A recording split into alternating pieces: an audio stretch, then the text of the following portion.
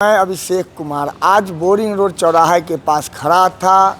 उसमें जो है सो अभी जो यूनिवर्सिटियों का चुनाव जो है सो जोरों शोर पर है। आज संडे है, फिर भी कैंडिडेट्स जो है डोर टू डोर हॉस्टल को एक भी हॉस्टल को छोड़ने का नाम नहीं ले रही हैं। और आप लोग जो है सो क्या चाहती हैं, मतलब क्या बदलाव चाहिए जिसके वजह से लड़कियों को भी इस चुनाव में पार्टी के स्तर पर आप लोगों को तो जॉब करना चाहिए। बड़ी आप लोग पढ़ती हैं और आप लोग नेता बन के क्या कीजिएगा? जी नमस्ते, मैं अनु कुमारी हूँ, जॉइंट सेक्रेटरी पोस्ट पे। हाँ, मगध मेला कॉलेज से। बेसिकली ये रीज़न है चुनाव लड़ने का कि हमारे हम लोग पटना यूनिवर्सिटी से बिलोंग करते हैं और पटना यूनिवर्सिटी में जो पहले व्यवस्था थी वो अब हम लोग को देखने जो हम लोग सुन करके पटना यूनिवर्सिटी में एडमिशन लिए थे कि पटना यूनिवर्सिटी ईस्ट का ऑक्सफोर्ड कहा जाता है, वहाँ पढ़ाई अच्छी होती है, वहाँ से प्लेसमेंट्स अच्छी होती हैं, वहाँ से आईएएस आईपीएस लोग निकलते हैं। बट अब वो चीज़ नहीं रहा है। अब आईएएस आईपीएस क्या, एक नॉर्मल आप गवर्नमेंट जॉब लेने के भी क्वालिफाइड नहीं होते हैं, बस नॉर्मल एक डिग्री लेकर के बच्चे यहाँ से निकल जाते हैं।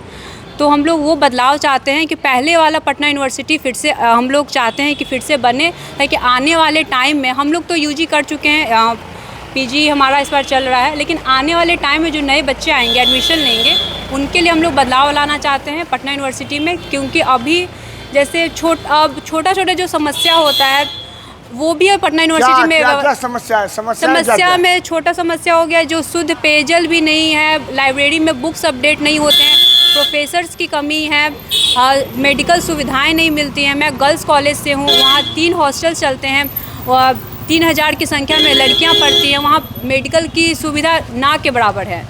एक केमिस्ट शॉप भी नहीं है। और अगर लड़कियों को देर रात कुछ ऐसी प्रॉब्लम होता है, मेडिकल इशू होता है, तो उन लोगों को भागदौड़ करना पड़ता है, किसी से कांटेक्ट करना पड़ता है कि हमें हॉस्पिटल ले जाएं। एक एम्बुलेंस की सुविधा भी नहीं है। मैं चाहती हूँ कि अगर मैं जीती हूँ तो 24/7 एक एम्बुलेंस की सुविधा अपने कॉलेज के गेट के पास उपलब्ध करवाऊंगी, ताकि मेरी लड़कियां जो हैं उनको कभी किसी के लिए कॉल ना करना पड़े। किसी के लिए एक होता है कि प्रॉब्लम होता है, उन लोग को तो समझ में नहीं आता।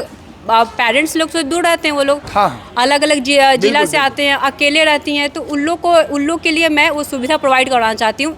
एक एम्बुलेंस की सुविधा और कैंपस के अंदर में एक मेडिकल फैसिलिटीज़ प्रोवाइड होने चाहिए, एक केमिस्ट शॉप होना चाहिए। क्योंकि खाने पीने की सुविधा तो प्रोवाइड हो जाती है, लेकिन जो बेसिक नीड्स है वो नहीं फुलफिल हो पाती है बच्चों की।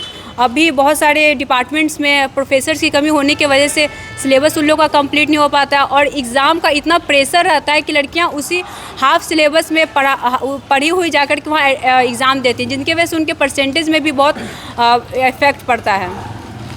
जैसे आप जो है सो किस पार्टी से हैं या इंडिपेंडेंट हैं? नहीं, मैं जन स्वराज पार्टी से जॉइंट सेक्रेटरी के पोस्ट पर उम्मीदवार चुनी गई हूँ।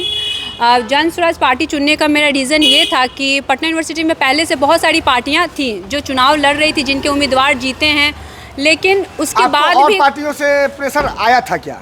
हाँ, सारी पार्टी से प्रेशर आया था आपको? जी। और जन स्वराज को क्यों स्वीकारा? जन स्वराज को मैंने इसलिए चूज़ किया है क्योंकि ये न्यू पार्टी है, और हम लोग नई सोच, नए लोग के साथ एक नई उम्मीद से आए हैं बदलाव लाने के लिए यूनिवर्सिटी में। क्योंकि बहुत सारी पार्टियां पहले से यूनिवर्सिटी में हैं, अगर वो लोग इतना काम करती है तो अभी हम लोग को न्यू पार्टी चूज़ करने का आवश्यकता नहीं होता। हम लोग न्यू पार्टी चूज़ इसलिए किए हैं ताकि हम लोग नए सामूहिक प्रयास के लिए हम लोग न्यू पार्टी को चूज़ किए हैं। हम लोग चाहते हैं कि आने वाले टाइम में जब भी चुनाव हो, हम लोग ये सेम मैनिफेस्टो लेकर के नहीं उतरे। आने वाले बच्चे को मैनिफेस्टो डिफरेंट होना चाहिए, सिर्फ यूनिवर्सिटी लेवल तक नहीं। उन लोग एक युवा शक्ति के लिए काम करना चाहते हैं कि यूथ की उनको शक्ति को जगाना चाहते हैं कि हाँ, आप लोग सिर्फ डिग्री लेने के लिए कॉलेज में नहीं आए, आप लोग नए लक्ष्यों को प्राप्त कर सकते हैं। यहाँ पे 10 कॉलेजेज हैं, हाँ। 2-3 कॉलेज वोमेंस की है, उसमें आपको सपोर्ट मिल सकता है। लेकिन जो जेंट्स लड़कों का है, हाँ, जी, लड़कों को आप क्या प्रोवाइड कराइएगा, क्या सुविधाएं दिलवाइएगा जिससे लड़के आपको वोट सपोर्ट करें? लड़कों के जैसे अब गर्ल्स कैंपस होता है, उन लोग को बहुत सारी फैसिलिटी प्रोवाइड होती है, तो बॉयज़ कैंपस में क्यों नहीं? जेंडर बायस यहाँ नहीं होना चाहिए। अगर वो लड़के हैं तो उन लोग को भी वो फैसिलिटी प्रोवाइड होनी चाहिए। अब उनकी लाइब्रेरी है तो उनमें पेयजल की सुविधा होनी चाहिए, उन लोग को भी साफ़ सफाई वाले कैंपस प्रोवाइड करने चाहिए, उन लोग के लिए प्लेसमेंट्स होने चाहिए, स्पोर्ट्स में होने चाहिए, नए नए एक्टिविटीज़ उन लोग के लिए करवाने चाहिए। और जैसे उधर बॉयज़ हॉस्टल जो है, वहाँ पे हॉस्टल तो है लेकिन वहाँ मेस की सुविधा नहीं है, वहाँ बच्चे पढ़ते हैं। अब वो पढ़ाई करेंगे कि वो अपने वो खुद से खाना बना के खाएंगे, उन लोग के लिए मेस की सुविधा होनी चाहिए।